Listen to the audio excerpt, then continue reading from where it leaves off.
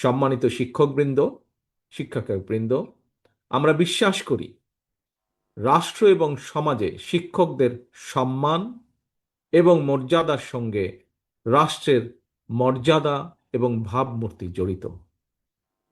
দুর্নীতিবাজরা বিত্তবান হলে রাষ্ট্রের সমাজের ভাবমূর্তি কমে, কিন্তু সমাজে শিক্ষকদের মর্যাদা অক্ষুণ্ণ থাকলে সমাজের ভাবমূর্তি বৃদ্ধি পায়। প্রিয় সকল উপস্থিতবৃন্দ, একটি বিষয় আমি মনে ধারণ করি, আমি দৃঢ়ভাবে বিশ্বাস করি, আমাদের রাষ্ট্র বা সমাজ ব্যবস্থায় দুর্নীতি নামক একটি ব্যাধি রয়েছে। আমি মনে করি, ব্যক্তিগতভাবে আমি দৃঢ়ভাবে বিশ্বাস করি, সমাজকে দুর্নীতিমুক্ত করতে হলে স্কুল, কলেজ, মাদ্রাসার শিক্ষকগণ দুর্নীতির বিরুদ্ধে সামাজিক বিপ্লব গড়ে তোলার ক্ষেত্রে যোগ্য ভূমিকা পালন